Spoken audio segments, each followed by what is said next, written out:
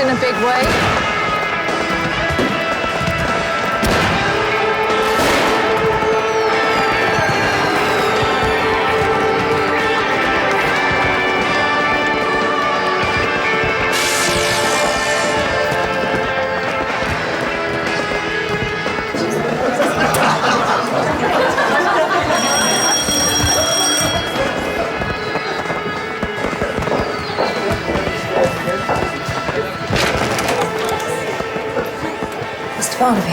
Who is it? It's the police. What's the matter? Someone complaining about the noise? No, we're not here about that. I was going to say, it's not easy to turn down the fireworks. I'm here to arrest your wife. Anne Woodrow, I'm arresting you for the murder of... Whoa, just a minute. Let me finish, please, sir. In connection with the murder of Francis Trevelyan. You do not have to say anything, but it may harm your defense if you do not mention anything you later rely on in court. Anything you do say may be given in evidence. Do you understand? Yes, I understand. You'll have to come down to the station with us now, please.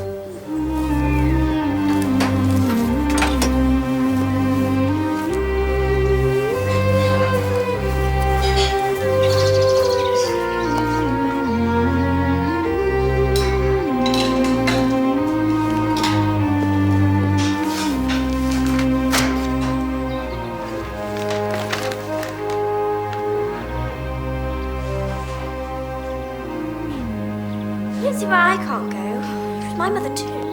Too young. It's not fair. Actually, maybe you should think a bit less about yourself. Excuse me? And a bit more about Dad. Ed, listen. Daddy, please, can I come with you? We can all think of other things we'd prefer to be doing today. Unfortunately, life's not like that. Sometimes we have to do things that we don't want to do.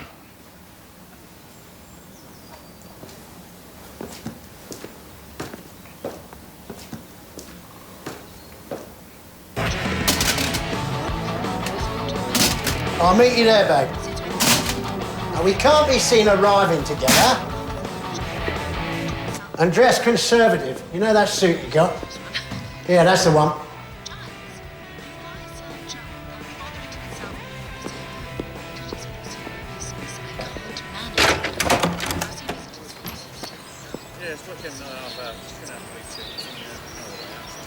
Just one reptile from the local rag, and a wannabe paparazzi, that's it.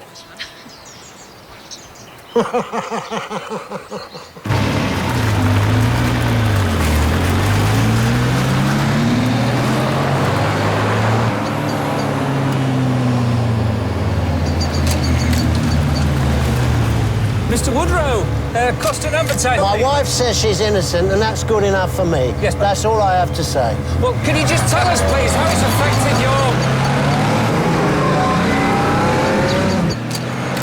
relationship?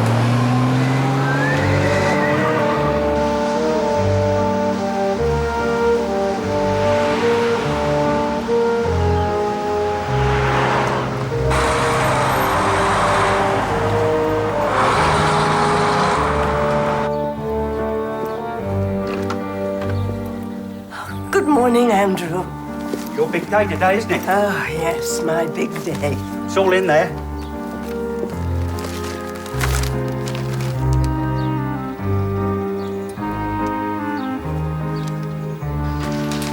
Right, we're off now. Hope it goes okay. I'm gonna make an enemy or two, whatever happens. See you later. Bye. Come on, Danny. Can you take your time somewhere? Bye, Danny.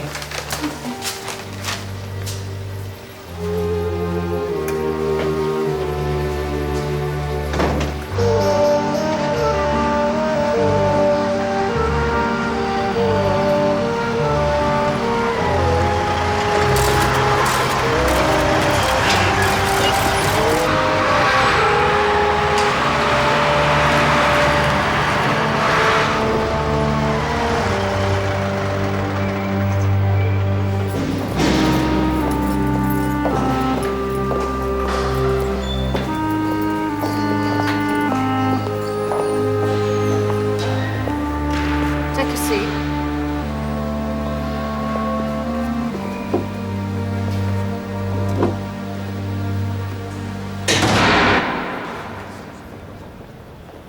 So what are we talking about? An accomplice?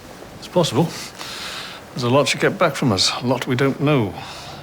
May well be someone should be up there with her in the dock. Just play it by ear, then. Yes. Anything strange, someone making a lot of eye contact with her, anyone a bit shifty, nervous, make a note. And you better keep an eye on the victim's husband, John Trevelyan. He's denied any relationship with Annie, but I'm not sure I believe him there. Got a rock-solid alibi, of course. She definitely had the hots for him, though. Had the hots? Yeah, that's the general consensus. Oh, please. He was the husband of my old school friend. Annie, we need to be able to trust each other. I've told you what I was doing there that night. If you can't explain it to the court, then I will. And when they suggest that you're a deluded, obsessive stalker who'd stop at nothing, including the murder of an old school friend, to get what you wanted... Don't you?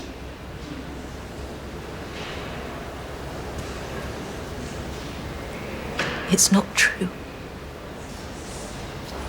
I think maybe taking the stand's not such a good idea.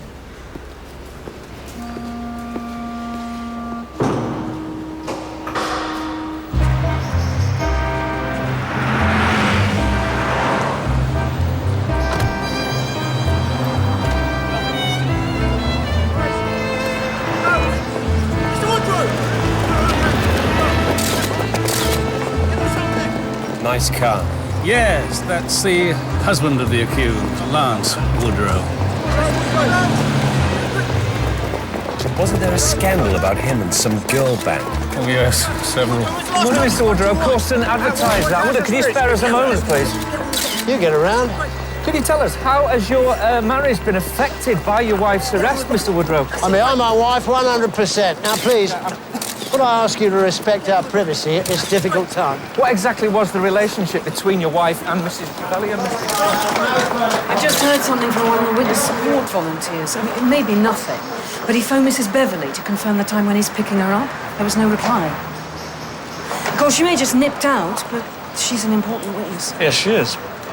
Well, look, give it a couple of hours, and if you hear nothing by then, give us a call. Okay. You know she's moved? Yeah, where'd she go? The sheltered housing up Corston Road. I'm sure she'll turn up anyway. OK, thank you. Look, I've got a rush, picking Cully up from the station. See anything interesting, give us a bell. Sir.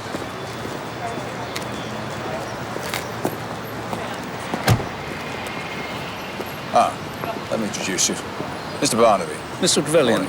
Could I introduce my daughters Sophie and Ed? Yes, I remember. And this is my mother, Gwen. How do you do? How do you do? Well, I hope it won't be too hard for you all. They're getting rid of me for the day. You're too young. It's not because I'm too young. It's because I don't believe Annie murdered Mum. And they're afraid I'll say so. Happy now? Come along, darling.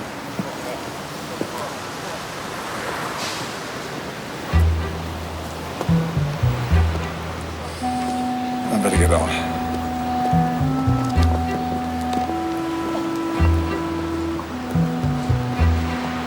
Bye, Mr. Barnaby.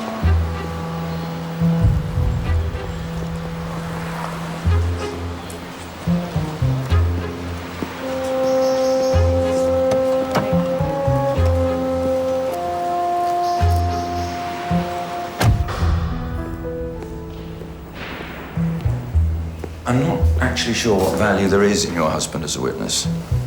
I'll leave it up to you. Well, he wanted me to let you know that although you won't actually see him until he testifies in court, he is out there in the lobby nearby. Everything okay? I'm fine. I'm not sure if you'll be called today, but if you need anything, just call the witness support volunteer. Okay? Thank you.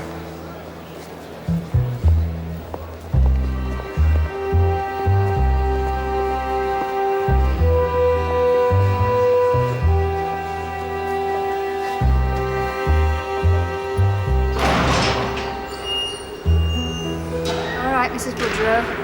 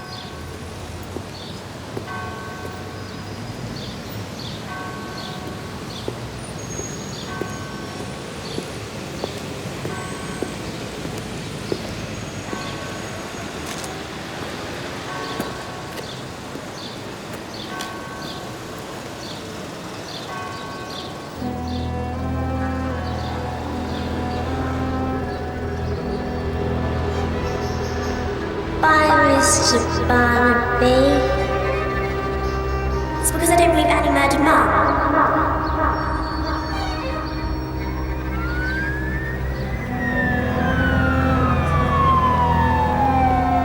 Have you told her? No, I haven't told her anything. But I think she knows. What is it? What's happened? Inside, in the kitchen. But I think she knows. It's not because I'm too young. It's because I don't believe Annie murdered Mum.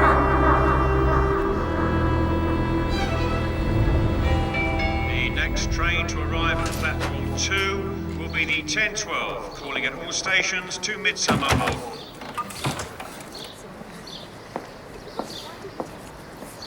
Dad?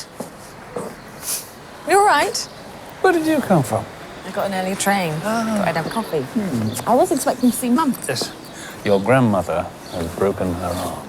Then she'll be all right, but she obviously can't do the housework and stuff, so your mum's gone up there for a couple of days to help them out. Well, you know what your granddad's like, don't you? Useless. How did it happen? She was up the ladder, pruning an apple tree. You were charged that on the 17th of February last, you did murder Frances Clare Trevelyan at her home in Midsummer Malham. How do you plead? Guilty or not guilty?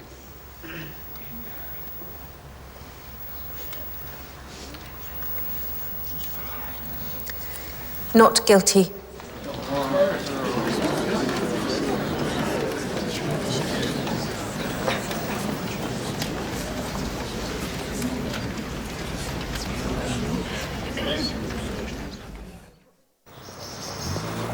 The Crown will prove, beyond any reasonable doubt, that the defendant you see before you in the dock, sitting there so meekly, killed, that is to say, battered to death, her old school friend, Frances Trevelyan, leaving her in a pool of blood on the floor of her family home. The reason? Because she wanted Frances's husband. And Frances, her old school friend, stood in her way. But not only did the defendant kill her friend, thus depriving John of his loving wife and their two young daughters, Sophie and Ed, of their loving mother, she then went on to compound the crime with sickening hypocrisy. Under the cloak of a supposed friendship, She moved in on her target, John, to comfort him in his grief.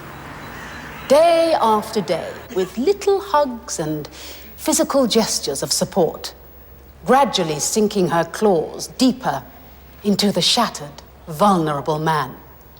Her intention? To manipulate him into her own arms. Could rise about 6, so I shouldn't be late. Oh, your mother's left us one of her casseroles. Ah, great. Yes. Hey, there's also the Taj Mahal. You never know. Yeah. No, is she not? Okay, I'll check that out. Thank you very much. Got to round up a witness. Would you believe? I'll love you and leave you. Is that the Annie Woodrow case? Yes, it is. So she didn't change her plea at the last minute, then? No, she did not. Do you remember that? Yeah. You always said you thought she'd plead guilty eventually.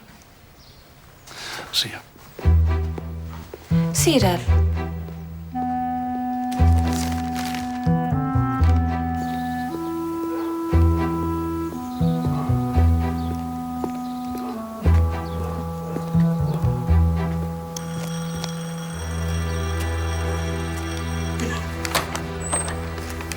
You will see that the house of Mrs. Joan Beverley is positioned between the Trevelyan's home and the home of the defendant, Annie Woodrow. You will also see that the Trevelyan's house, where the victim died, is positioned at the end of a cul-de-sac. Anyone seen going up that road could reasonably be expected to be going to the Trevelyan's home. Yeah. She seemed fine when I saw her earlier.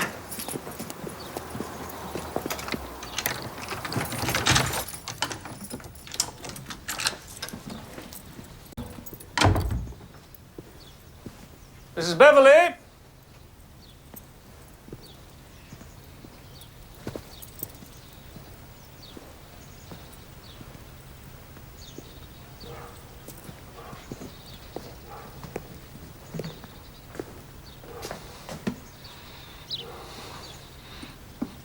It's cold. Got any idea where she could be? No.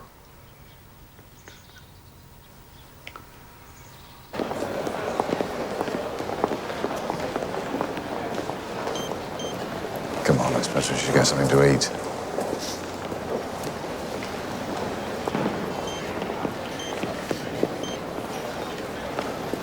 So, they've just adjourned for lunch. I've just seen someone who seems a little questionable. Lots of eye contact with the defendant. Maybe nothing, but... Okay, I'm coming back there anyway. I'll see you there.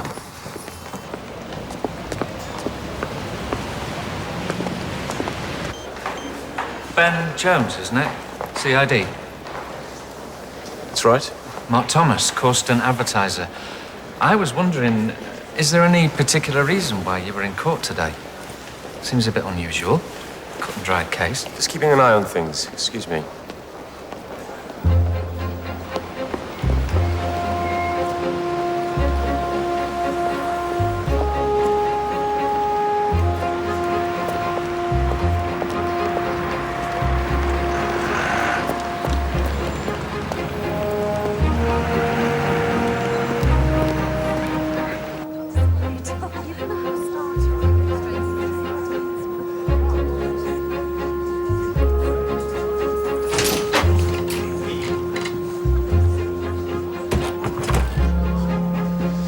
Hey, a Coke, please. Hey.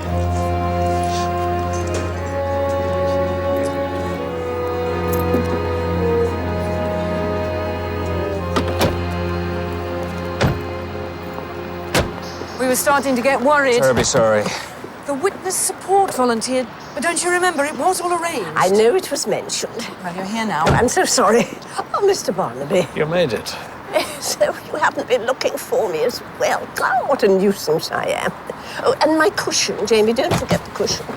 Lower back, the coccyx. If you'll pardon my French. It doesn't look like she'll be called today, anyway. Yes? Sir, I've just had a few words with this woman I mentioned. I think she might be worth talking to. Where are you now? All right. So you managed to get the star witness here, then? Right, on the way. I'm just wondering why Corsten's CID's all over the place. That Ben Jones was in the gallery all morning. Seems a bit odd, don't you think? Probably just making sure the witnesses turn up. The thing is, we have to weigh up just how much any evidence is actually going to benefit our case. I'm testifying. End of story. Hi there. Jamie? Talk to you later. Look, I didn't mean to interrupt. I just wanted to say that I'm sorry about... It's just that I gave a statement to the police and they're insisting that I testify. Hey, you're a witness. It's your job.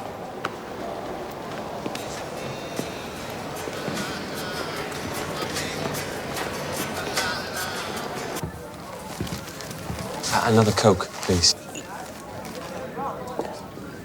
You're a copper, aren't you? I thought so. Where are you stationed?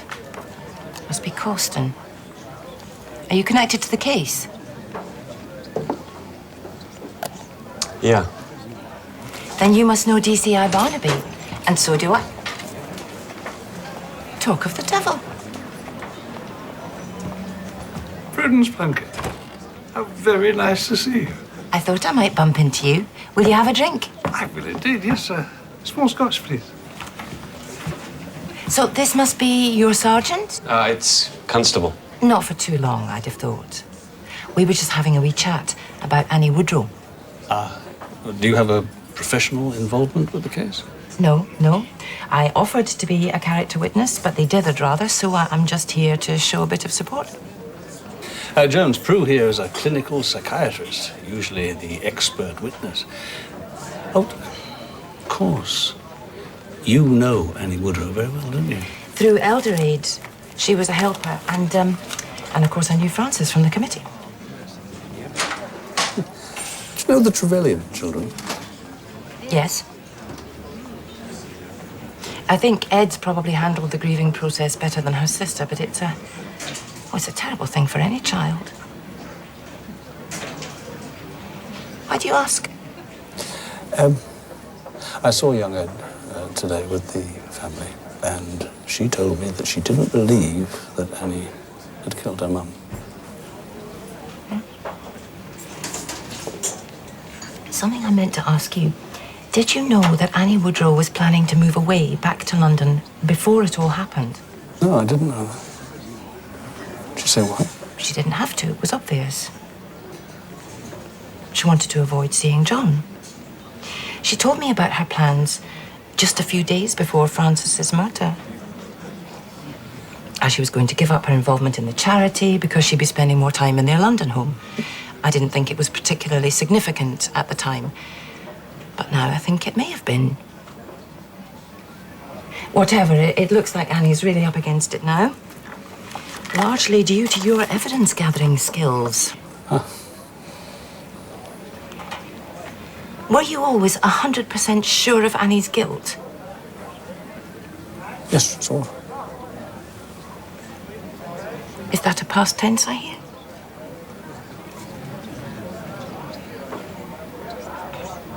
It's lovely to see you, Tom. And you. And nice to meet you too.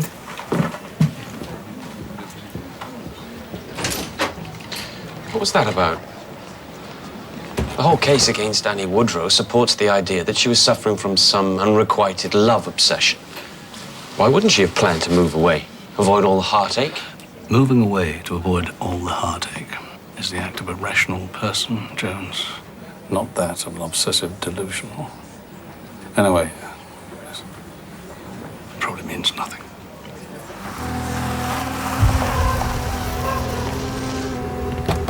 See you tomorrow. Bye. Bye. Say hello to your mom, Betty.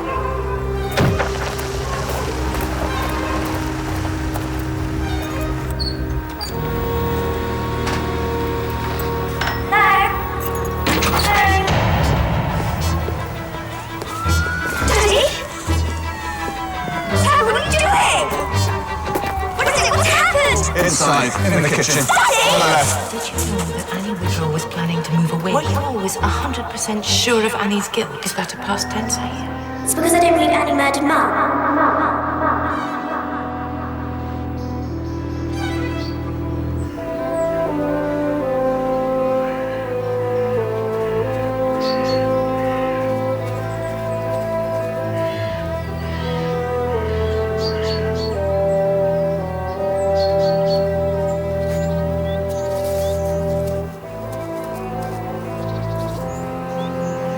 I think the plant needs some water. I'll see if I can find some, darling.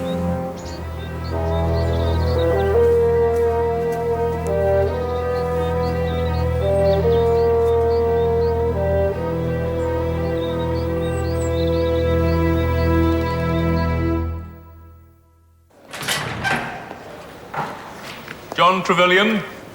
You'll be all right.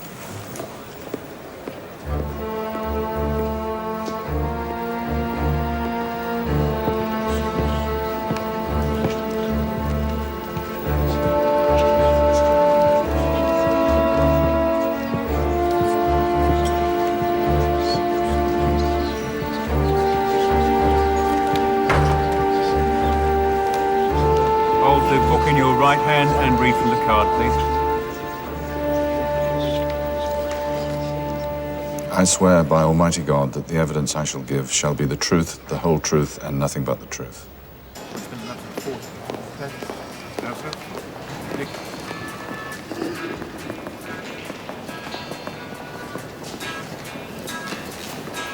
Mr. Trevelyan, could you tell us what you were doing before you arrived home that evening?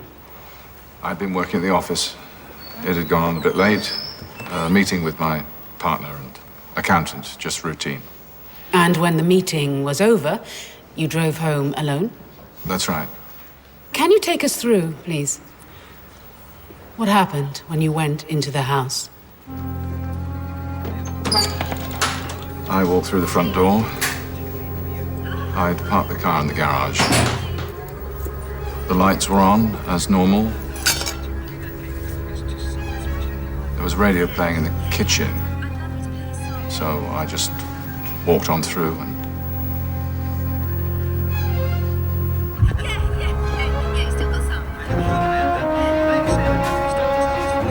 Francis.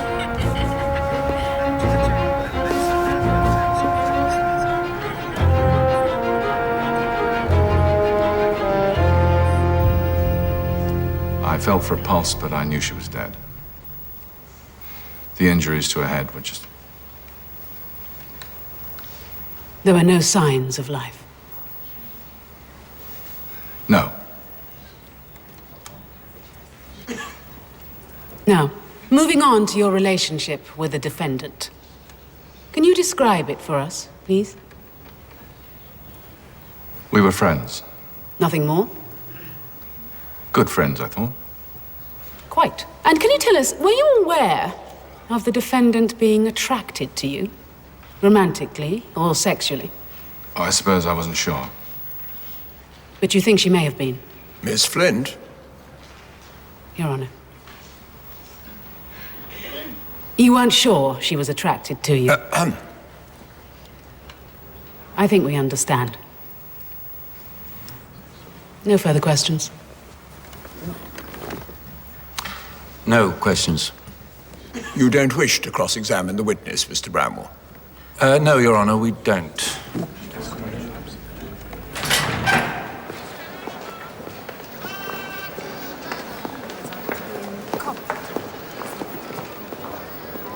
It looks like they're going to be adjourning. So I won't be testifying today. Let's go home.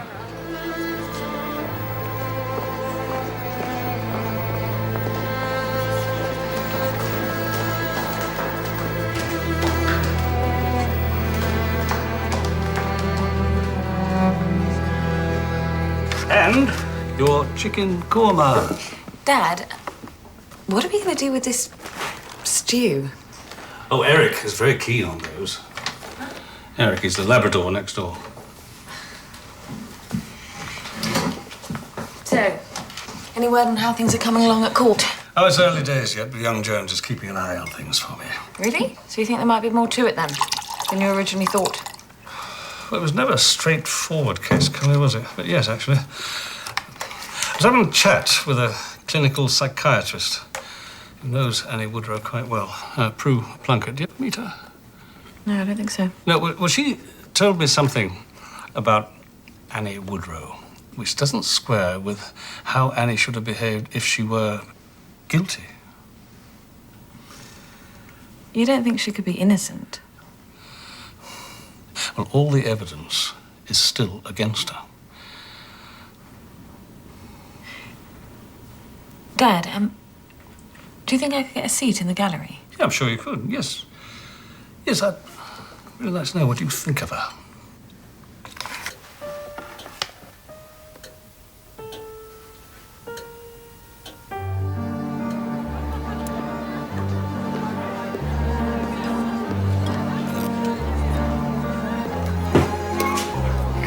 I slipped on a grate. I've never seen you doing that.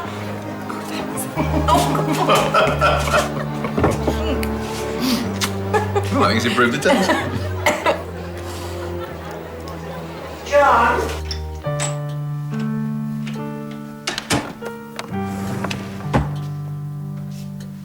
Are you all right? Not really, no. No, of course you're not. Oh, I'm so sorry. It's okay, Mum. We just have to get through it somehow.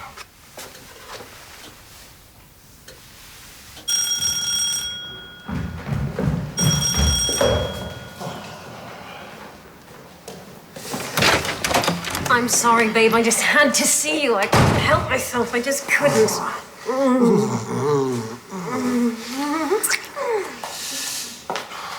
God, I love that outfit. Very executive.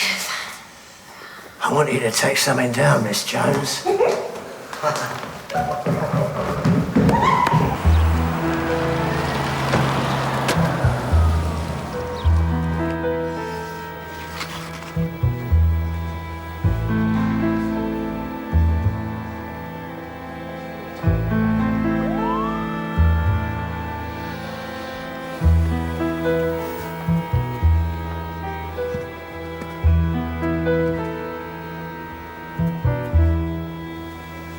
I don't suppose there was any post? Constable, you will be the first to hear. I have to say, I don't think Annie Woodrow is coming across as the most obviously guilty person. Yes, well, she's good at lying, Jones. She's done a lot of that. Still, there's always the niggling questions. Look, it's the phone by the body. The last number dialed from that phone was to Mrs. Beverley. The witness? The witness. She'd received a call round about the time of the murder. And Mrs. Beverley told us that Francis Trevelyan, was the victim, was round at her house earlier that day trying to persuade her to use elder age charity services. So that could be what this call was all about. You think there was more to it? Mrs. Beverley said whoever was on the end of the line put the phone down without speaking. So it may well be that the killer was the one who disconnected it. No prints? No prints. It was about 7:10, and I was just letting my cat in through the sitting room window when the security light came on. It was Annie Woodrow. And in what direction was she going? She was going towards the Trevelyan's house. How did she seem to you? Was she walking casually? Could you tell her mood? But she seemed to be in a bit of a hurry. Can you remember what she was wearing? Well, I remember she wasn't wearing a coat or gloves because it was rather cold at the time. That's why I remember. And can you now tell us about the phone call that you received later that evening? Well, whoever it was didn't say anything. They just put the phone down. And what time did this happen? It was at about 7:30. And did you do a 1471? Well, yes, I did, because I find those sort of calls a little unnerving. It was a local number. I recognized it. The Trevelyan's.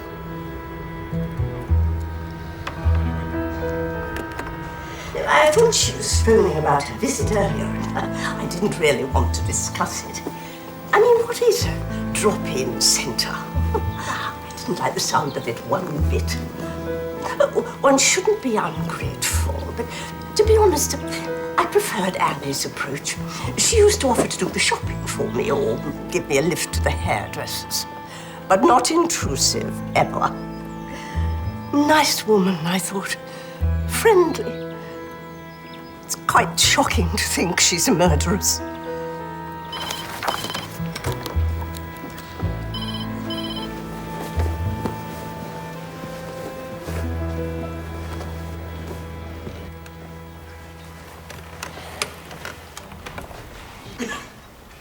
Do you wear glasses, Mrs. Beverley? Occasionally. Occasionally. I notice you're not wearing them today. That is correct. Well, we're not talking about reading glasses, are we? Your optician issued you with glasses because your sight's defective, but you only occasionally wear them. That's right, isn't it? I was wearing them that night. Are you sure? I'd been watching television, and I was alone. I'm less vain when I'm on my own. I didn't know the Trevelyan's very well. Certainly wasn't aware of any enemies. I'm sure I told you that at the time. Bit late for doubts, isn't it, Tom? Yes, it is. There's no good reason, really. It's just things one or two people have said to me. Prue Plunkett, in particular. Prue? Yeah. Of course, it won't count as evidence. I mean, it's just her opinion, but... She's no fool. No, she's not. Look, George, I've been through all my case notes, and I can't find anyone with anything approaching a motive apart from Annie. No one. My mother was too nice to say anything, but you could tell she hated it. Your mother was aware of the defendant's obsession with your father? Oh, yeah. She only ever came round when my dad was there. It was obvious. In what way, obvious? She was all sort of shy and little girly. Her big doughy eyes acting like some stupid teenager. It was creepy.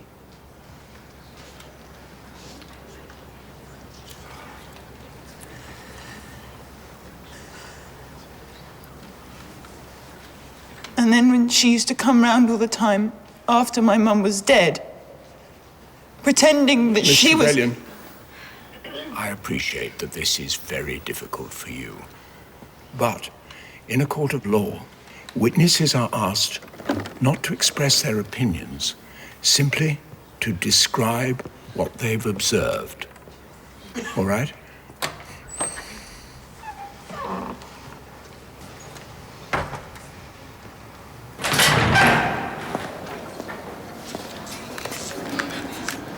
Jamie Cranmer.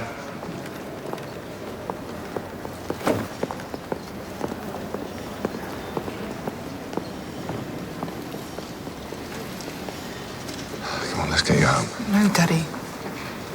I want to watch.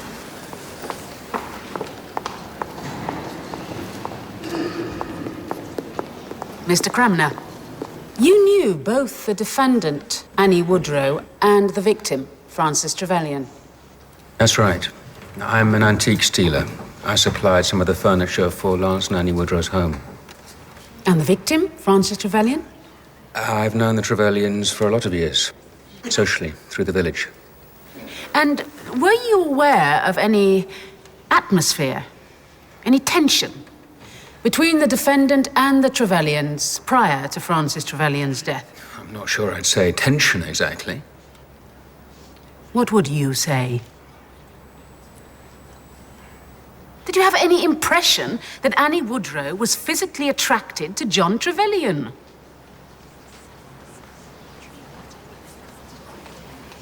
Yes. Would you say it was obvious? I noticed it.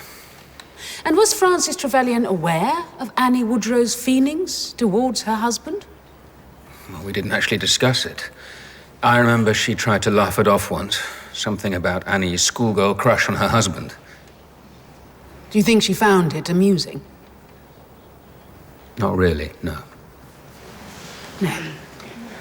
I don't imagine she did.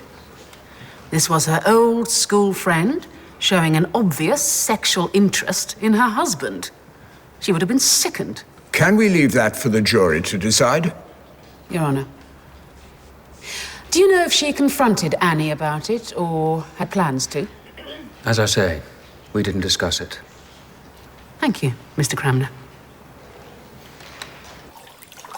It's really difficult to tell. When people are deluded, they can often think that they're actually telling the truth, so the normal signs just don't apply. Dad thinks he's got the wrong person in the dock. But seriously, is everything okay? I am serious. You know, Dad thought she'd change her plea to guilty before the case came to trial. Which case is this? Oh, Mum. It's the Annie Woodrow case. You know, the wife of the pop impresario. And your dad doesn't think she's guilty now? Well, he spoke to this clinical psychiatrist colleague friend of his who seems to have cast some doubt. Prue Plunkett? Oh, the ex-hippie woman. Yes, well, Dad seems to think she knows what she's talking about. Is he worried about it?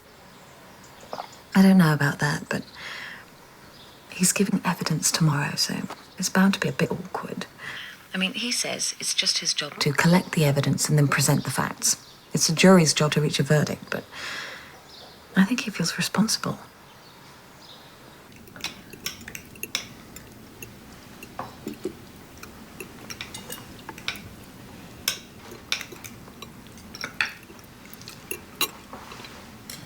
Mummy was quite a difficult woman to love, wasn't she, Daddy? Where's this come from? She was, though, wasn't she? Relationships have their ups and downs. But we all loved Mummy very much. Okay. Meaning, eat your supper and shut up. Why did you say you think Annie's innocent? I like her. It shows how much you know about anything.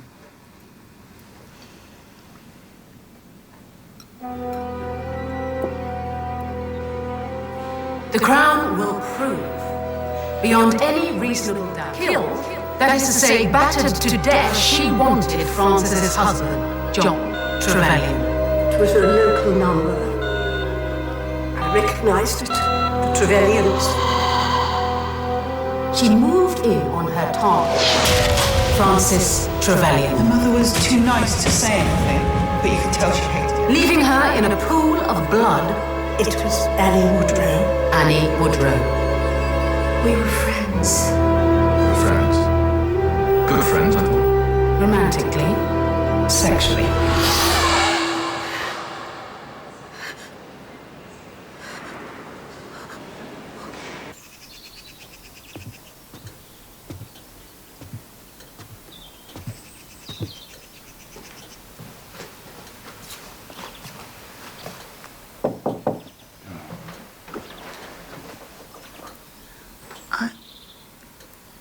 I was thinking, Daddy. What? I need to be at the trial. And I thought I'd go tomorrow. You don't have to come. No, it's all right. I'll take you. I think maybe I should be there as well. Thank you.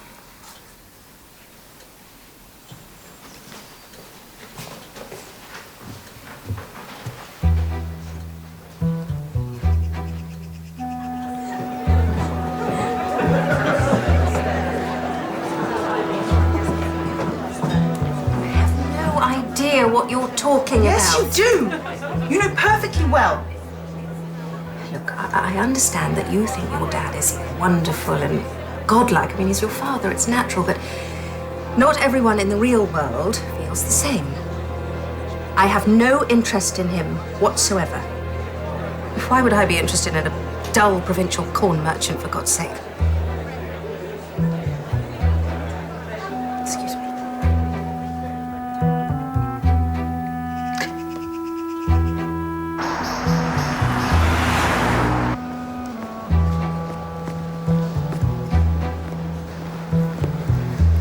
Hi, George. Any developments? No, nothing yet. Hey, anything happening? Not really, sir. The antiques dealer, Jamie Cramner, showed up. A bit odd hanging around after you've given evidence. He's a bit of a womanizer from what I've heard. There's no chance he could have been involved. What with Francis or Annie? No, he's got an alibi. Can't work out that Lance Woodrow either. Has he got an alibi? Has he? He had the entire girl band Hidden Agenda recording at his home studio all that evening. Do you know where Prue Plunkett is? I think she's outside.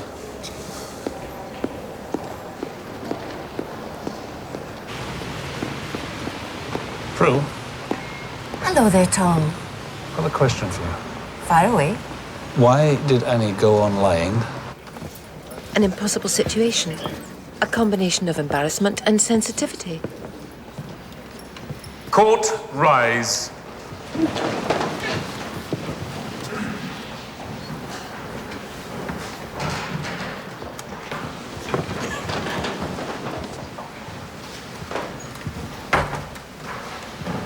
You know, the court should hear your thoughts.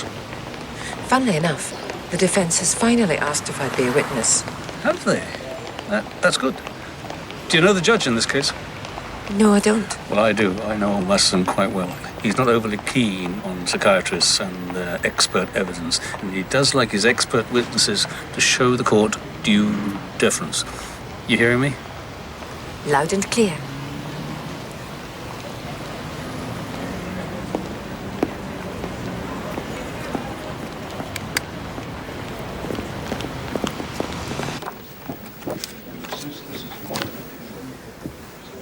The body was on the kitchen floor, as you can see. The cause of death was confirmed as being the obvious severe head injuries, which were inflicted by the cast iron milk pan. Time of death? 7:30 p.m., give or take half an hour.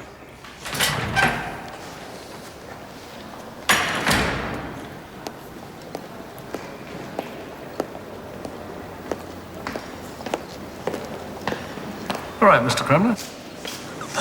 Not very good at the gory details. Who is? Did Mrs. Beverly get home all right? My lift wasn't needed in the end. She's one of the witness support people. Wouldn't have been a problem. Her sheltered housing estate is just round the corner from her old house. You know, I live there now.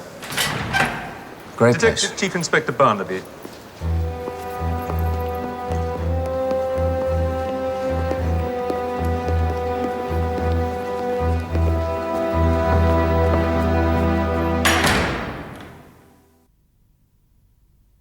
Can you explain to us why your suspicions first fell on Annie Woodrow?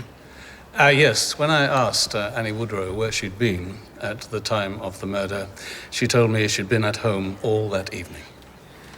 But when I interviewed Mrs. Beverly, she told me that she'd seen the defendant heading towards the Trevelyan's house shortly before the time we later established was the time of Mrs. Trevelyan's death. The defendant lied.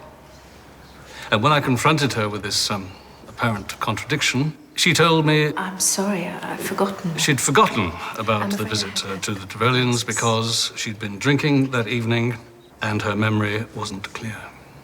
Did the defendant mention anything about the drinking when you first interviewed her? No, she had not. So she changed her story. Yes. And can you tell us what the defendant told you had happened in her second version of events? Yes, she said she'd rung the doorbell. It was an old-fashioned hand pull arrangement, but that there had been no reply, and so she went back home again. And did she, during this version, explain why she went to the Trevelyan's house? Yes, she said she wanted to invite the family to lunch on the following Sunday. Did she explain why she hadn't phoned? Yes, she said she wanted to invite them in person. Oh, I see. Now, in previous testimony, which we've heard, Mrs. Beverley described what she saw the defendant wearing on that evening on her way towards the Trevelyan's house. Now, can you tell us why that was important to the investigation? Yes, I would have expected to find Annie Woodrow's fingerprints on the bell pull handle, but I didn't. The only other people to go into the house after she was there were the victim's husband, that's John Trevelyan, and their youngest daughter, Ed, and they both had keys to enter the house. They wouldn't have used the bell. Now, Mrs. Woodrow was insistent that she was wearing gloves at the time. That's her explanation of why her fingerprints weren't found at the scene. However, Mrs. Beverley is equally insistent that the defendant was wearing neither coat nor gloves when she saw her going towards the Trevelyan's house. Do you regard Mrs. Beverley as a credible witness? Yes, I do. So either the defendant did not ring the doorbell or the fingerprints were wiped off. I think it's unlikely that the fingerprints were wiped off.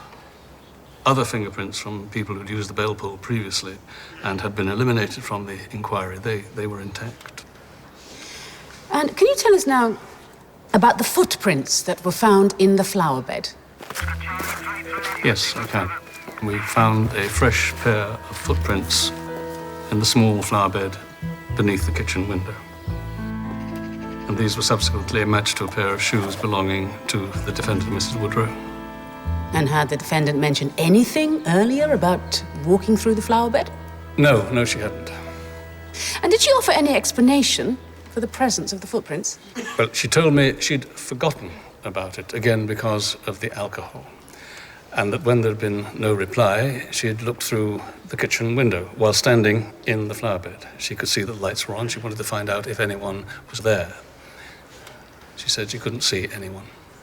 And this was, her third version of events? Well, she hadn't mentioned it before. And did you offer any other possible version of events to her? Yes, I suggested that she was checking to see if Francis Trevelyan was alone before entering through the back door, which she knew was always left open. And she denied that suggestion.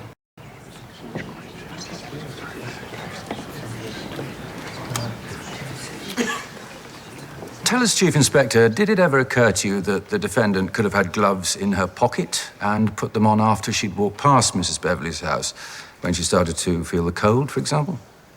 Mrs. Beverley's eyewitness statement was that the defendant was wearing jeans, no coat. That means the defendant would have had to put her gloves into her jeans pocket, which I found a little unlikely. Why? Well, they were designer jeans, tight-fit, small pockets. It also occurred to me that if she'd had the foresight to take gloves, why not a coat or jacket? Isn't it possible that Mrs. Beverley was mistaken in what she saw and that the defendant was, in fact, wearing a light jacket, as she said in her statement? Mrs. Beverley is not a young woman. Her sight is failing. She's not always in the habit of wearing her prescription glasses, as we've heard. It was nighttime. Is she really what you would normally describe as a credible witness? I evaluate witnesses individually. I found her credible. I see. Moving on now to the question of whether there was anything to suggest that the defendant had actually been inside the Trevelyan's house that evening. Now, the fact that there was forensic evidence that she'd been to the house previously is not incriminating because she admits that she'd been to the house several times in the weeks prior to the night in question. Would you agree? Yes. So was there any evidence whatsoever, forensic or otherwise, that the defendant had actually been inside the Trevelyan's house that evening? A yes or no will do.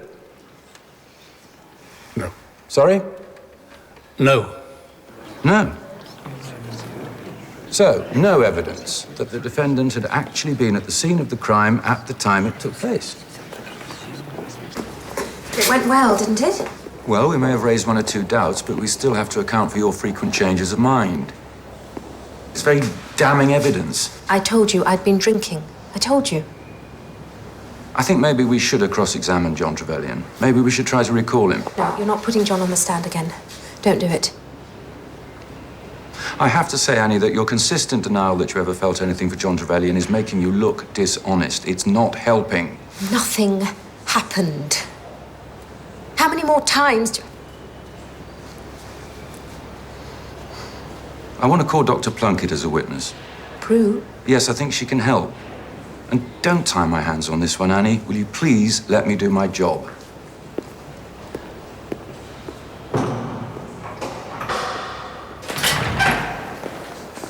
Lance Woodrow. You're on.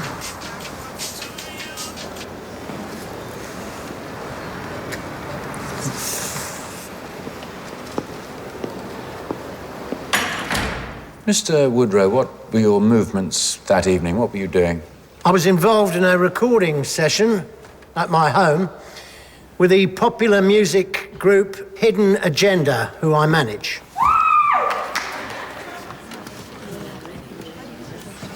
The session went on from early afternoon till after midnight. And you have a professional recording studio in your home? That's correct. Did you see your wife in the earlier part of that evening? Yes, I did. Round about 7. She seemed her normal self. Did she mention asking the Trevelyans over for lunch on the following Sunday? Yes. I was just getting some drinks from the fridge. How well do you know your wife, Mr. Woodrow? I know her very well. So you'd know, for instance, when your wife had been drinking? What?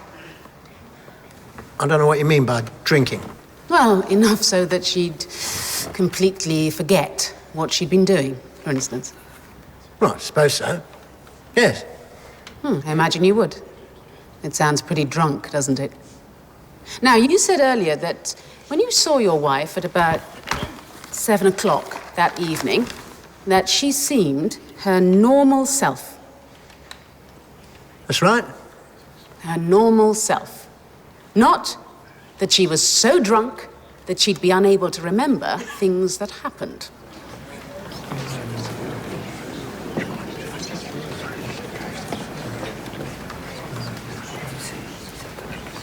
Apparently his father was in Oxford. That's right.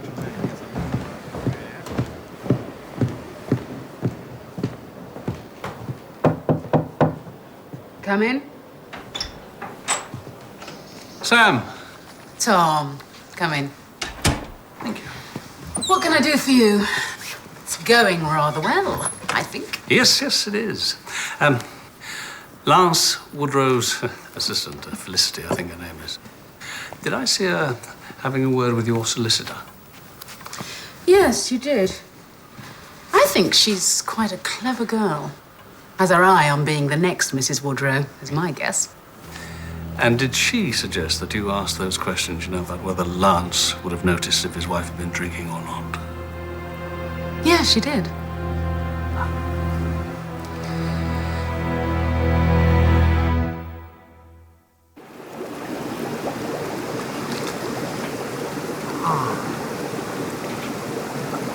They say it's a no-fault divorce. But if she's a convicted murderer, it's bound to have an effect. Well, she can't claim any expenses in Holloway, can she? That's right.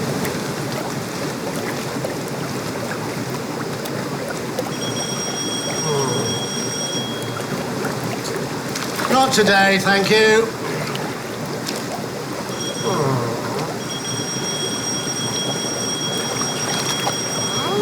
That's Barnaby. We're going to have to answer it. Sorry, babe.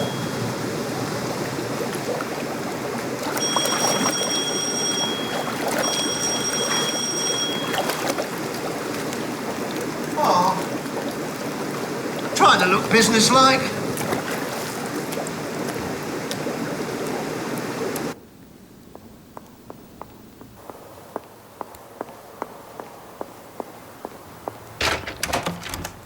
Barnaby, I'm afraid Mr. Woodrow is a little bit busy at the moment, so...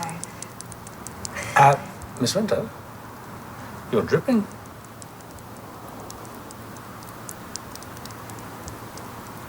I had a little shower. Anyway, it's you we actually want to speak to. May we? Thank you. Me? What? Why? Just a couple of questions we wanted to know. Felicity, why do you think Lance Woodrow asked you to suggest to the prosecution lawyers a line of questioning about his wife's drinking? I don't know. So he did ask you to do it then? We'd like to talk to Mr. Woodrow now, please.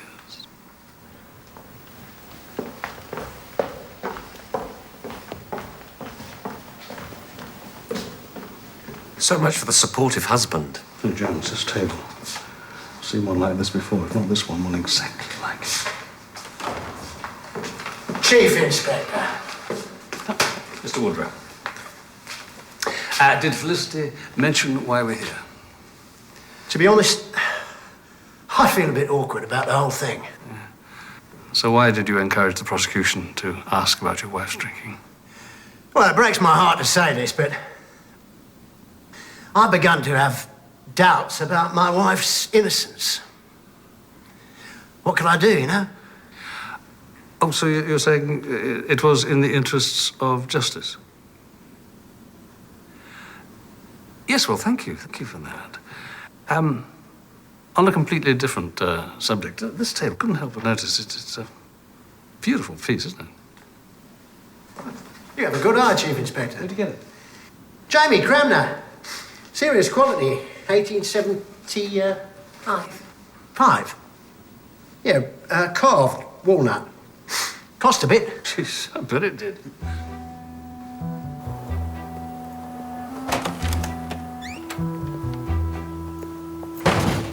I know where I've seen that table before.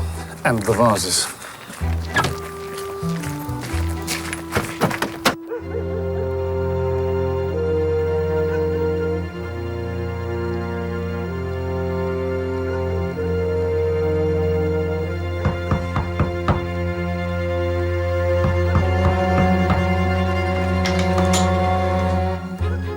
Mrs. Beverley! Who is it? Tom Barnaby and D.C. Jones. May we come in? Oh, yes. Yes, of course. Come in. Come in, I'm in the bedroom. It hadn't registered before. All the antiques she had in her old house, they've gone.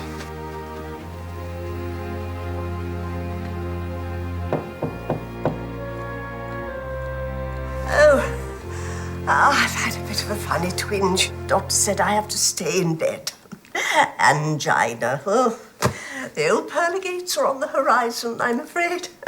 But then, I never thought I'd get this far. What can I do for you? I'm sorry, this appears an odd question, but you know that lovely furniture you had at the old house? May I ask what happened to it? Oh, Jamie handled all that.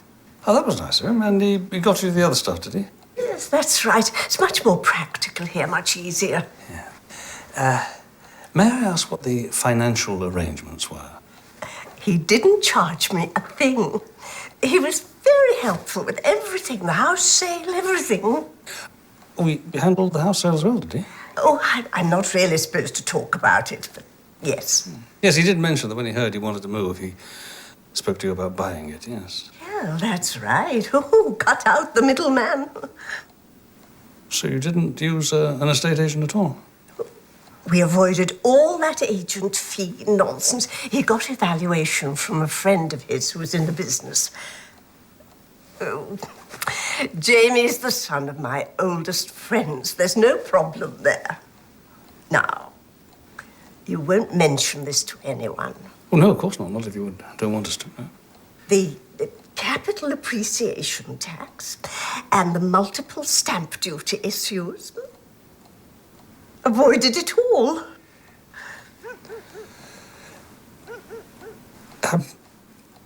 So what did he value the house at? £310,000. We bought it for 85. Did you by any chance mention any of this to Frances Trevelyan? Well, yes, I did, but she promised not to mention it to anyone else. How do you know? Can you remember when exactly you mentioned it to her, to Mrs. Trevelyan? It must have been... Oh, it was on the last occasion I saw her.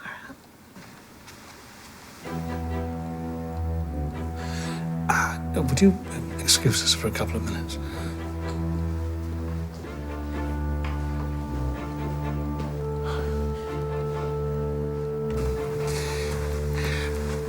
That's 150 grand, less than what it was actually worth, at least that.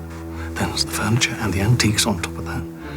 The old lady has been seriously robbed. Bit of a coincidence, Frances Trevelyan hearing about it the day she died. And she must have been appalled by then. And she'd definitely confront Jamie about it. Do you think she asked him over to her house that evening? Well, if she did, and he went, it means that Jamie's alibi is false. And that his old friend Mark Thomas was lying for him. That reporter. He was asking me what I was doing in court. I thought he was sniffing about for a story. Maybe he was getting twitchy. You don't think he was an accomplice? That's unlikely. Don't think that the murder was premeditated. It's more likely he was helping out an old friend. I interviewed them both after Annie was in custody. She was the prime suspect, not them. Everybody knew that. I was just looking for additional evidence to bring against her. On the other hand, Mark Thomas could know exactly what happened and be deliberately protecting his mate. Maybe he was involved in the scam. Maybe he was getting a share of the profits. And we don't want to reveal everything we know, do we? If he's that involved with Jamie, it's worth dipping a toe in the water.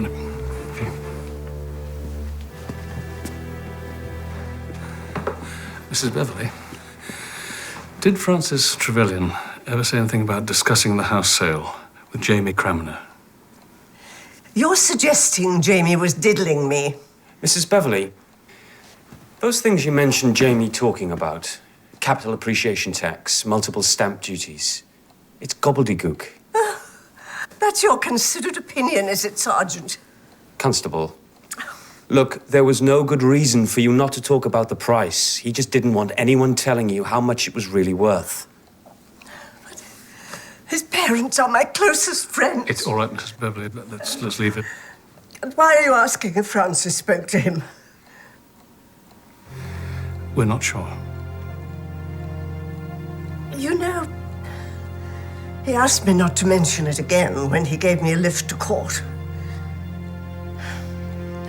Why would he do that?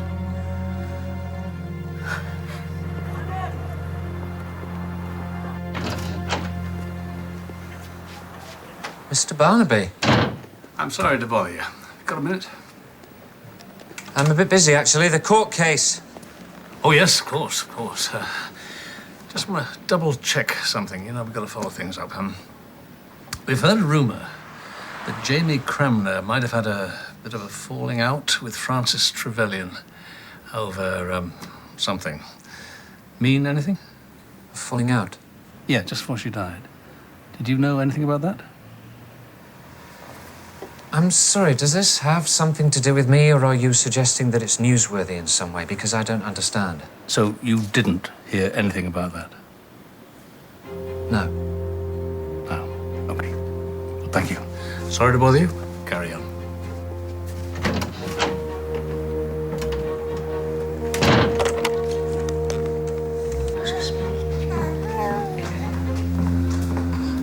Mark Thomas. Oh, good boy. Mark. Well, he's not telling me anything, for whatever reason. Oh, but he's talking to somebody. How's Mrs. B? She wanted whiskey, but I persuaded her to go for tea. She wants to talk to you. Managed to get hold of the estate agent? A very interesting news there. She could give a very accurate estimate because they did a survey on the house shortly after Jamie had taken possession. He wanted some renovations done. She reckons at least 140 grand more. And there's another thing. Jamie's putting the house back on the market and he wants the agents to value it.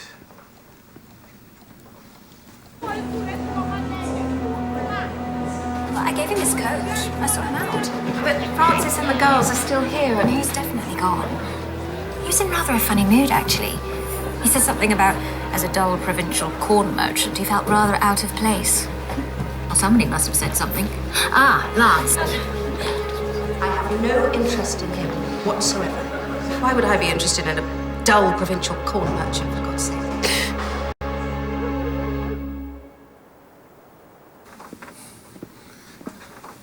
No, I'm concerned about this, about Mrs. Beverley. He may try to get to her. She was safe as long as she was a vital witness against Annie. But now she's a liability. This place is totally insecure. And we're going to have to persuade her to move somewhere else. Safe house, nursing home, somewhere like that. Should be interesting. Out of the question. It's just temporary. I can talk to the doctor. I'm going nowhere.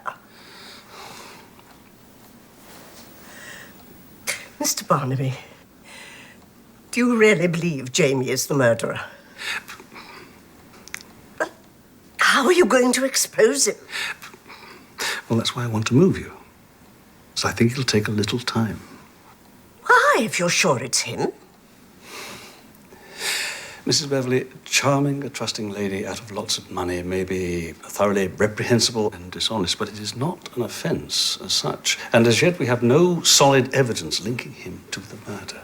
As I say, it'll take time. But you don't have time. Annie Woodrow is about to be convicted for the murder. How do you intend to get the evidence?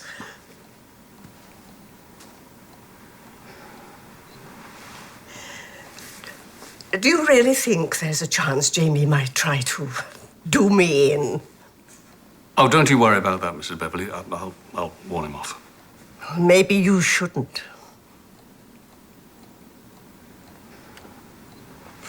If he were caught trying to murder me, you might be able to get a confession out of him. Oh, no, I think that's really out of the question. I think that's my decision, isn't it? If I decide to stay here, there's nothing you can do about it. We seem to be skirting around a major obstacle here. If we're going to get him for your attempted murder, he's going to have to try to kill you. Yes, but you'll stop him. One of you can hide in the cupboard and jump out at the last minute. Yeah, but there are lots of ways in which he might try to kill you, Mrs. Beverley, and we might not be able to stop him in time. I mean, a knife, a bang over the head. I really do think... Oh, no, he'll definitely want to smother me. Look, I'm expected to kick the bucket at any moment, and Jamie knows that. If he smothers me, it would look like natural causes. He'd have every chance of getting away with it, so why stab me, for heaven's sake? Of course he won't. And when he tries to smother me, there'll be plenty of time to stop him. But if Jones is hiding in the cupboard, how will he know when to jump out and save you? Could you open that top door for me a moment, please? That's the one. Now, can you pass me that can thing with the horn?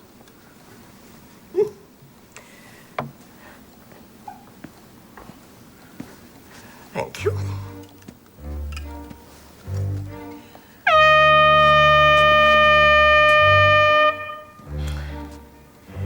That'll be the sign. It's my evidence that's put Annie in the dock, and your handiwork. We have to do something. This is not a good idea. Of course, he may need a little jolt to spur him into action. Nothing too obvious. What had you in mind? You're up for it, then?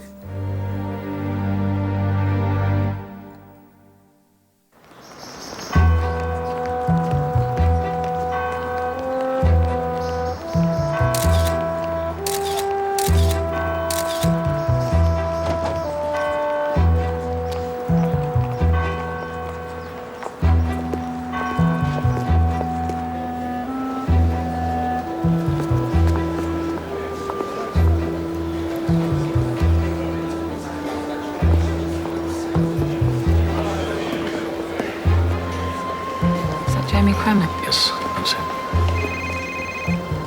Is that Jamie's phone? It is. He's on his way out. hope this works.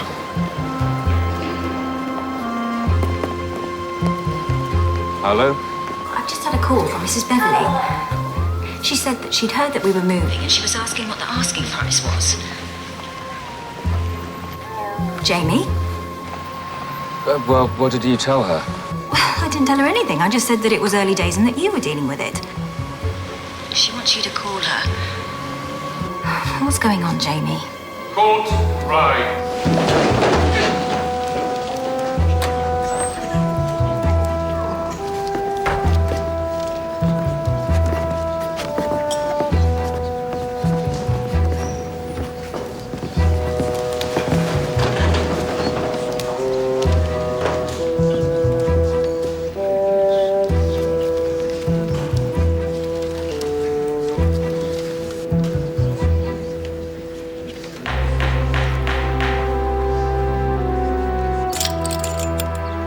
Are you going to fit? Dr. Plunkett, in your capacity as a clinical psychiatrist, would you describe the defendant as an obsessive, delusional character? No. I would say she is essentially a level-headed woman who was perhaps not totally satisfied with her life. But then, of course, that's true of many of us. Had you ever seen Annie Woodrow in the company of John Trevelyan? On several occasions. Would you say she was attracted to John Trevelyan? Very much so. It was just one of those unfortunate things. Both being married, and he being the husband of her old school friend, they both must have felt that any intimate relationship between them would be doomed. Are you saying that, in your opinion, John Trevelyan was attracted to Annie as well? I'm sorry, relevance? Your Honor, I'm trying to establish whether this was an obsessive stalking situation or an unfortunate mutual attraction. Go on. Dr. Plunkett? There's no question in my mind that it was a mutual attraction. There was an occasion, I remember, at a charity fundraiser, a dinner dance, when Annie and John were sitting opposite each other, and I happened to observe at close hand what was going on. They both tried desperately to disguise what they were feeling, but there was so much electricity in the air between them, they could hardly breathe, let alone talk. And Annie and John are both normally such chatty people. Before Francis's death, anyway. You think they were in love with each other? Embryonically. But what you're saying is that you wouldn't have expected either of them to have acted on it because they valued their marital vows, they were concerned about the fallout with John's family and the hurt it would cause their partners. Yes. The frame of mind and motives you're ascribing to the defendant are those of a very moral person. Doesn't sound like the sort of person who would be capable of the kind of premeditated murder Annie has been accused of. I would agree. But there's a problem with your analysis, isn't there? This so-called moral person has changed her story several times. I mean, let's not mince words, she has lied. Can you explain how someone who's persistently lied under police questioning can be described as a moral person? Speculation? You know, Your Honor, I'm simply asking a clinical psychiatrist as an expert witness to give her opinion as to why the defendant did not tell the truth. It is relevant to the jury's impression of guilt or otherwise. Dr. Plunkett, how much weight do you think we should give to the opinion of a clinical psychiatrist in a matter such as this? I don't think it's for me to say, Your Honor. But it's more educated guesswork than complex psychiatric theory. Just old-fashioned common sense based on my knowledge of the situation. Tread carefully. Why do you think the defendant lied to the police? I think Annie lied because the truth was just too embarrassing for her. She mentioned to me when last I saw her, about a week before Francis's death, she was going to be spending more time in London. She said she wouldn't be able to commit so much time to the charity in future. But it was clear she'd be giving it up entirely. I was surprised because I knew how fulfilling Annie found the work. I suspected it was because of how she felt about John Trevelyan and how difficult she found seeing him so often. I asked her if that was the case. She denied it. She said she had no feeling for him whatsoever. In fact, I remember she was actually quite rude about him, the classic defense mechanism of the totally and utterly smitten. I think he's left the building. Maybe on his way. Thanks, sir. Stand by, everyone.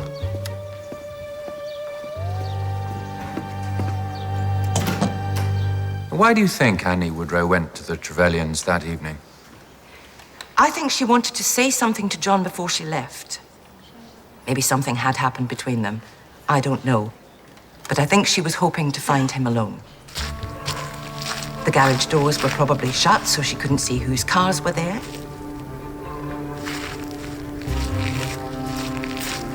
She saw the kitchen light was on and that there was movement inside. She tried to see who it was through the gap in the curtains, hence the footprints.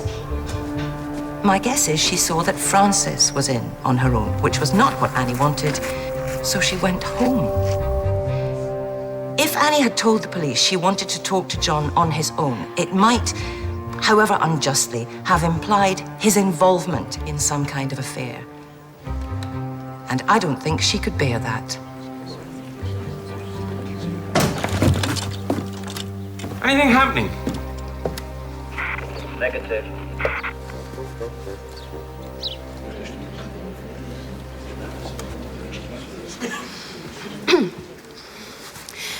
Tell me, Dr. Plunkett, have you ever been proved wrong in your analysis of a problem or human behavior? Of course. So you are fallible. We can't take what you say as gospel. As I made clear, what I described is just an opinion. Well, and we've heard other accounts of the defendant's behavior and very different interpretations. Were they all wrong? I've tried to be professionally objective, but I accept there is always some bias. The question is, how much? I'd like to turn now to your imaginative story of what might have happened that evening. I see white male approaching. A version that not even the defendant has come up with. But then who knows? Perhaps she'll change her story yet again. But courts of law deal with evidence, not fanciful speculation invented by friends of the accused. So can you tell the court if there is one single piece of evidence, solid evidence, to back up your extraordinary version of events? Who's there? Who is it?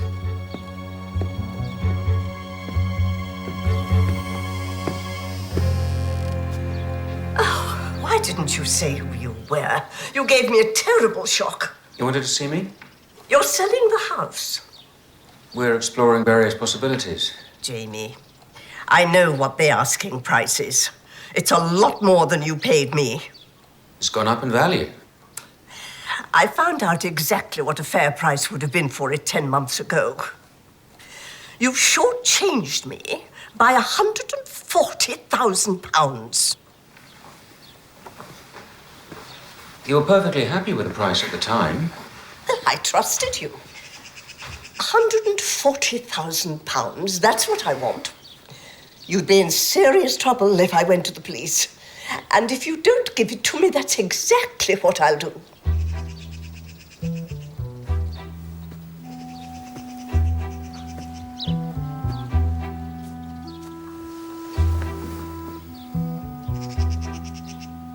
I don't know. You try to help someone out, and this is where it gets you. You agreed a price, and that's it. Done and dusted. You want to tell the police or anyone else, go ahead. Do your worst.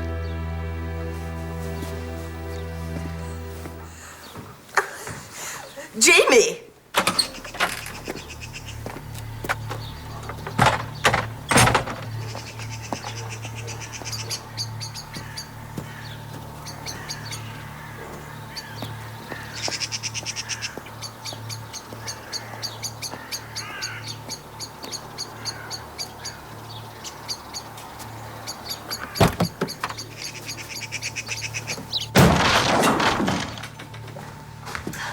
What's happening? Target is sitting in his car. Well, what's he doing? He's just sitting there. Hang on. He's getting out of the car again. He's coming back towards the house. Cutting radio.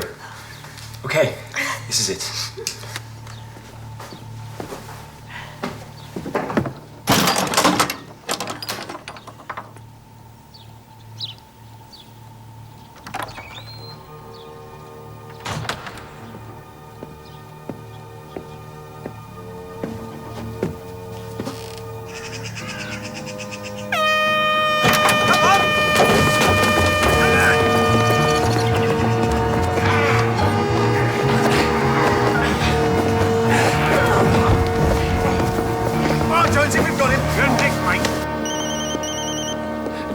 Yes? Oh. Good God, has he? No, I appreciate that. I'll pass that on. Thank you. Yes.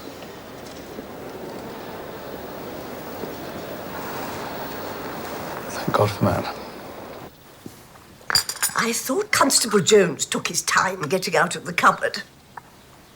But I think I'll survive. It's actually Sergeant Jones now. Just got the news. Congratulations. Well done, Sergeant.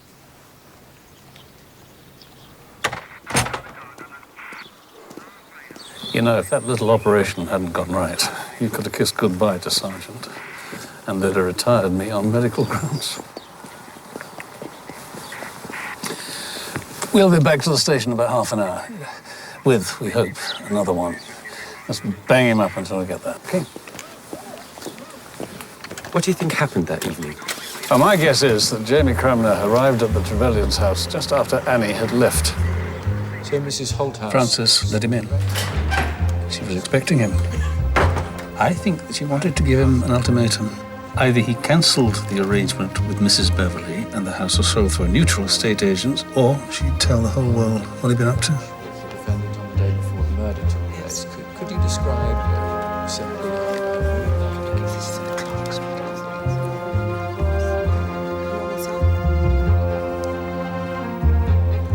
I think she phoned Mrs. Beverley because she wanted to see him cancel the arrangement there and then, but instead...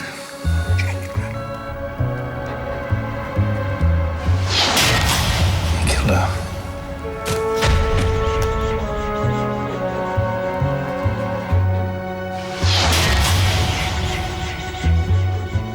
Who's there? Who is it? And then calmly disconnected the phone.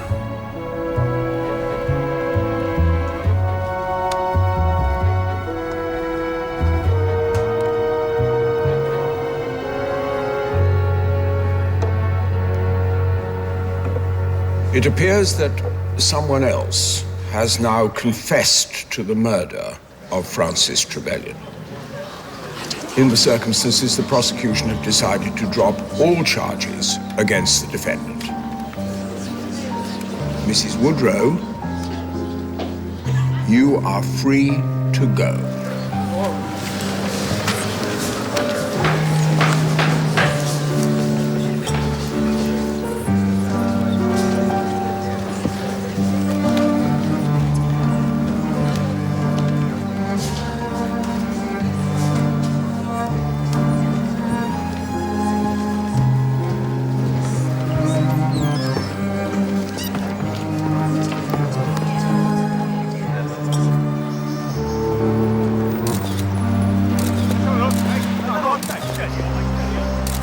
My guess is he thought he was nothing more than just helping his old mate out of a sticky situation. Well, he'll learn differently now.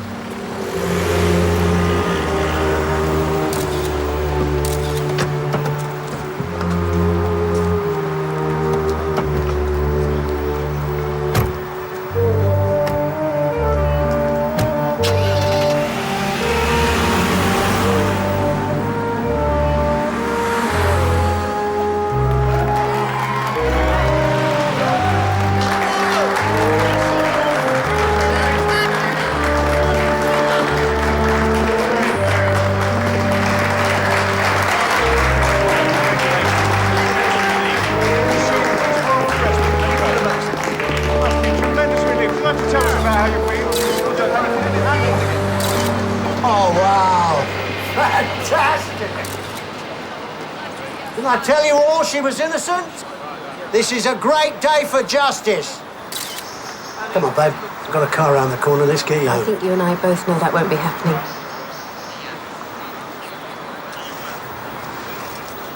Of course! You want to celebrate with your legal team. I understand, of course. Call me, yeah? Nice one! Nice one! Are you going to be taking your wife away? So what do you do now? Don't really know. I'm so sorry. You have nothing to be sorry about. Oh, I think I do. You were very good to me after... Then when you needed help. You had your family to think about and everything else. Could we talk? Please, I just like to try and...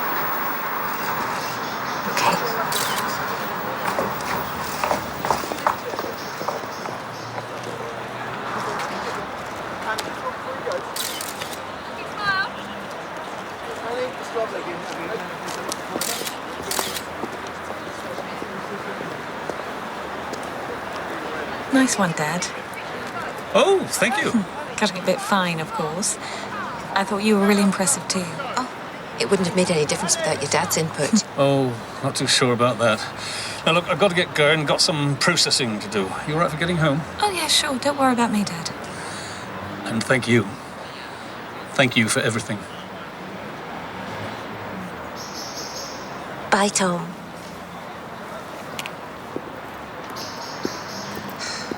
Love's a funny thing.